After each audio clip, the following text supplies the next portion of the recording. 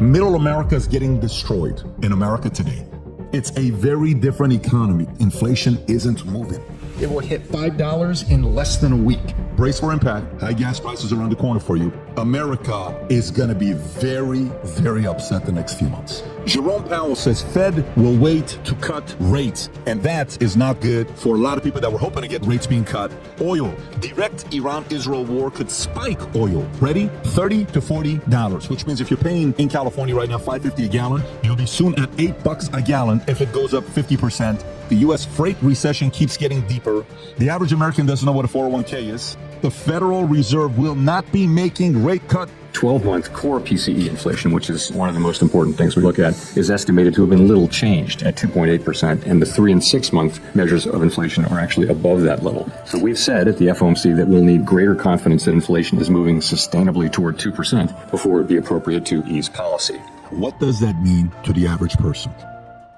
You can already see it at the gas pump because oil is 85. So the average person is like, well, I heard oil is 85. What that mean? It means the gas pump's going on, and thank goodness we're going into summer, not winter, because heating oil would be way up for people that are in the Northeast. If you bought a house maybe last year, squeezed into something at 7%, mortgage rates are still 7%. They're probably only heading back to 6 3/8 or 6.5 by the end of this year because they're talking about only cutting twice. It means the economy is not improving as much as the headlines say. That inflation is stubborn. It's still here. People are still seeing it up. And if you're thinking of buying a house and you think of those interest rates are going to come crashing down this year, they're not. That's the loose translation. Last year, a lot of people were speculating that rates are going to be lowered probably 4 to 6 times this year. And when I say a lot, I mean the heavyweights. I'm talking the guys that are the guys you go and read about, the Morgans, the Goldmans, the guys that are the experts, right? Okay, everybody's like, oh my God, it's going to go down. It's going to be great. It's going to be this. It's going to be that. And then all of a sudden, no.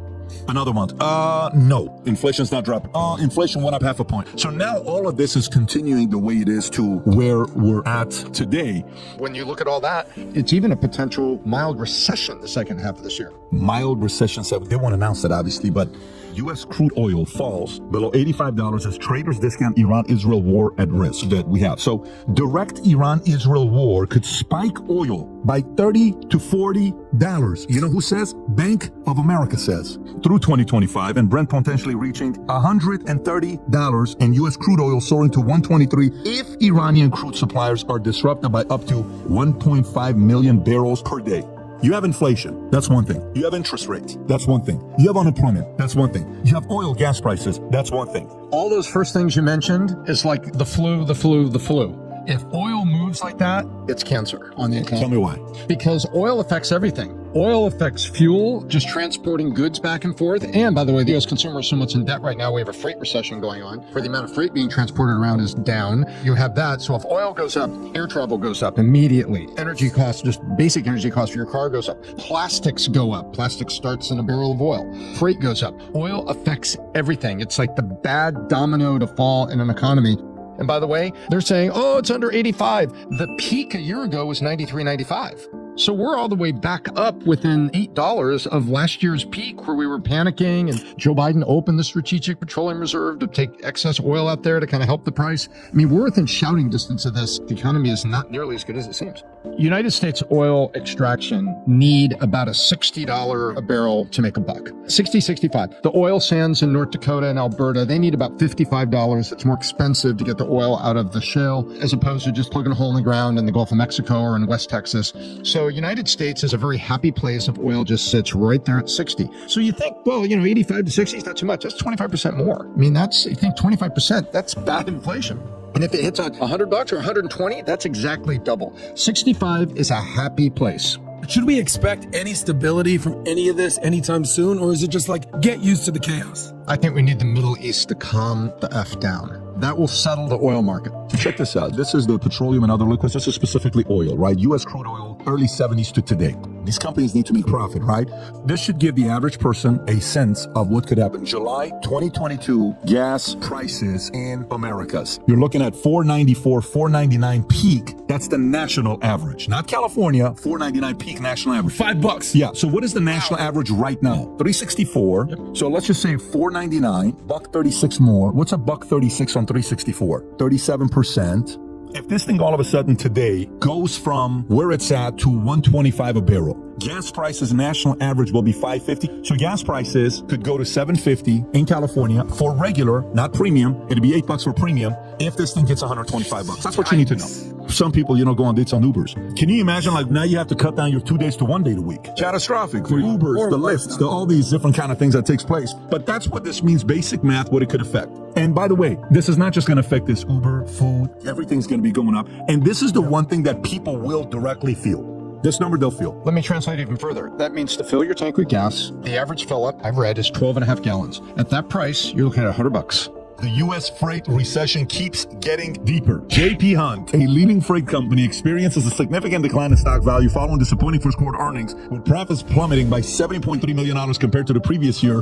and revenue dropping by $2.94 billion. Weak trucking volume and sluggish demand contribute to J.P. Hunt's struggle, reflecting broader challenges in the freight market. Demand remains weak. Pricing is remaining at really historic low levels. What's going on here? I'll give you 3 data points. Our government is telling us the economy is fine. Consumers have $1.1 trillion in credit card debt. The economy is fine. Buy now, pay later. They're delinquent on buy now, pay later. The consumer is fine. So guess what? The consumer is not buying. Consumer purchases are dropping, and therefore there's a lack of demand for freight services to truck all that stuff around. Now you've got freight at historic lows. So what's happening to the income of those truck drivers? It's dropping. This is bad. So the freight recession is basically telling us that there's not demand to be transporting stuff around the United States. Let's translate that. Why isn't there demand? Because the consumer is more tapped out, but the economy is fine. And look at the jobs report. Oh, wait, those are a bunch of part-time jobs people are getting, because for every job that was on the job report, we lost 1.2 full-time jobs. The freight recession is you saying, I'm fine, I'm fine, I'm fine, and your mom puts a thermometer in your mouth and says, you have a fever of 103, you shouldn't go to school today.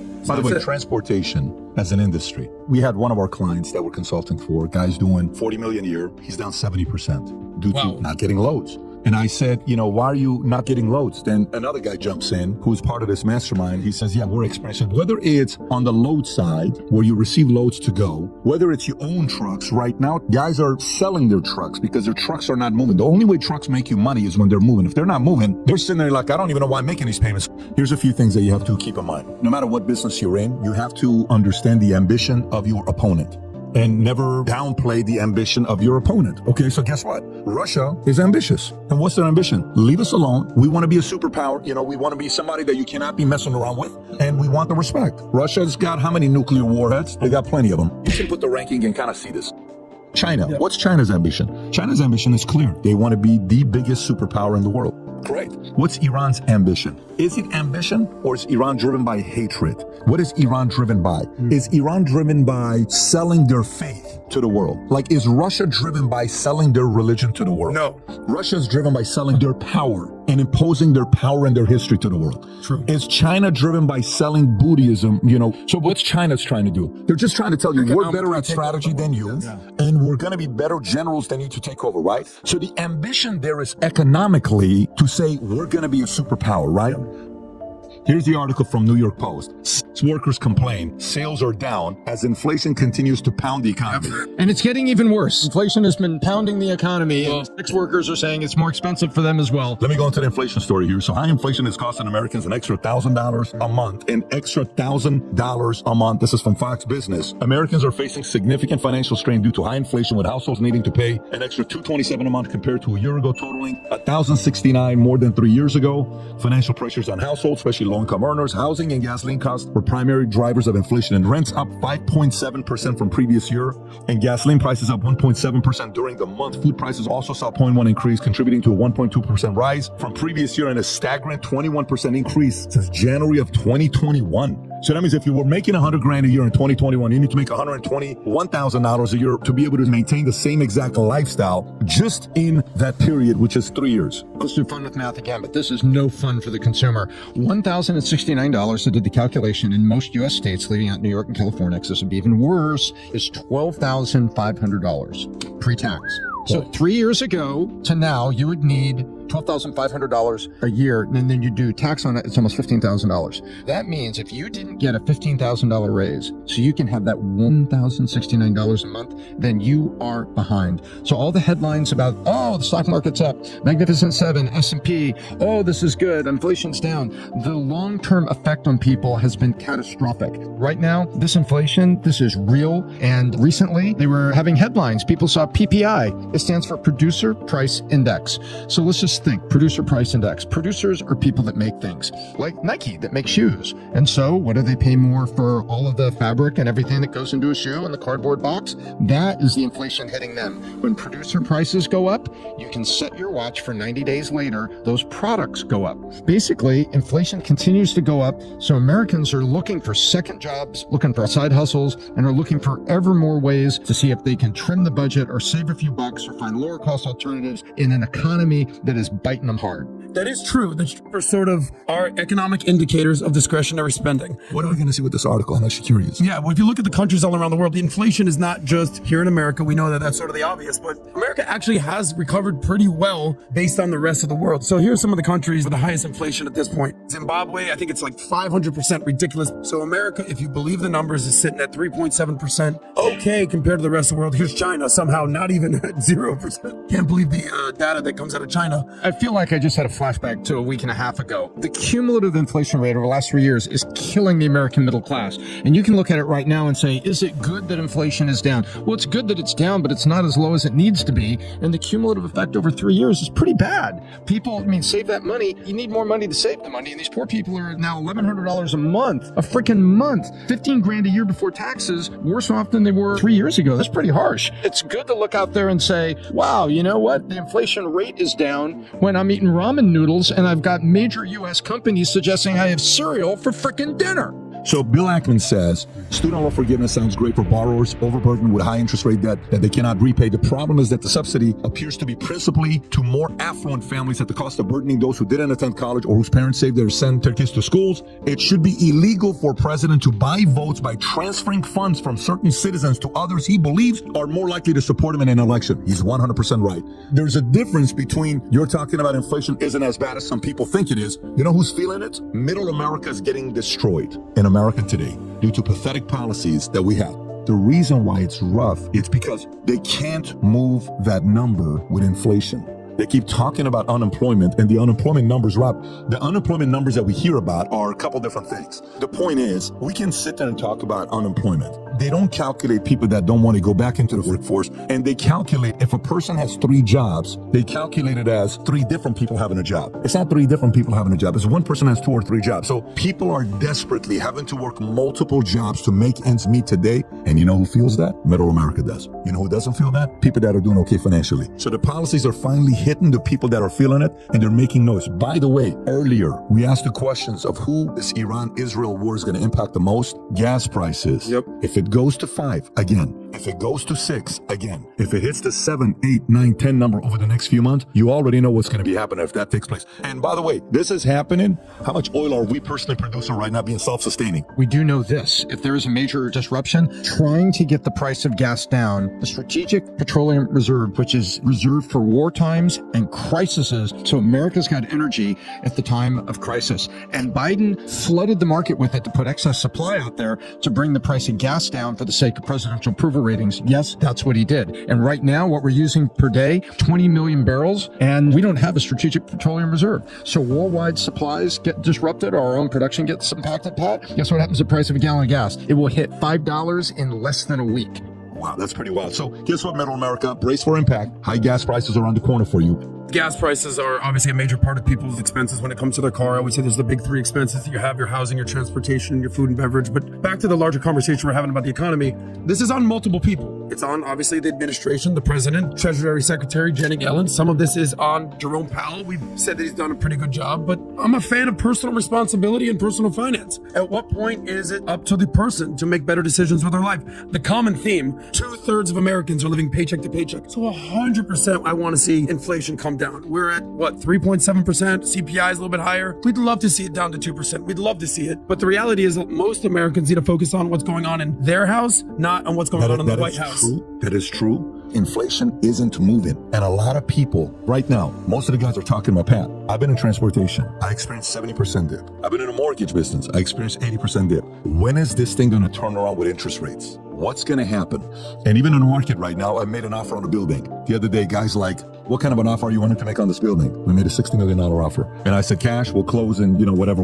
He says, really? Yes. So send us the documents. I want you to send me your net operating income. Like, yeah, this is how much we're doing. Really? Send it to us. Well, yeah, if that's what you're doing, that's my offer. Well, first show me you got the cash. I send him the cash. Then he sends me back and says, well, our net operating income was what, 40% less than what he quoted us. It got even lower and lower. Anyways, 40% less than what he quoted us. But you know why he was interested in talking to us? Because anybody else that wants to make an offer at a number like that, guess what they're looking at? They're looking at interest rates. And who the hell wants to go get a $60 million loan right now at 8%, 7%, and the down payment 40%, 35%? It's a very different economy. So middle America's feeling it. Yes, it doesn't necessarily affect the people that made better choices because they have cash. But a lot of people right now are feeling the hit that's going on. And it's mainly the people that you and I don't want to be going through challenging times. Middle. We want middle, and middle is feeling it. Exactly right. We're creeping back up to the peak that we had. So you can look at the price of a barrel of oil and go to what Pat said earlier, and that is a forecast of where inflation's going to go. Because all the things he talked about, from getting the plane ticket to go see your mom, the shipping cost of the truck that just dropped off all that stuff with Amazon Prime. And that's where it's going. And uncertainty in the Middle East, there is a sigh of relief that it didn't break into wide open conflict, but the price of oil is going back up. Right now, premium is $582 in California, guys. Diesel is $544 and regular is $546. Hawaii is $475. You got Washington, Nevada, Oregon, Alaska, Arizona, Illinois, Utah, Idaho. Let's see who's got the lowest. Colorado, 3. Mississippi, Louisiana, Arkansas, Oklahoma, Texas, 320. You wonder why people are moving to those states? You know what kind of growth right now Texas is getting with people that are moving? There's Florida right there, 351. New York is also 350, which is not bad. Guys, by the way, New York against California. Look at what New York is rated, 353. $2 more Of tax. Bro, it's tax that he's charging the people. Think about this. The moral of the story here is this. If this thing climbs the way it is, America is going to be very, very upset the next few months. If this continues, it's going to be a little bit tough for the guy that's currently in office.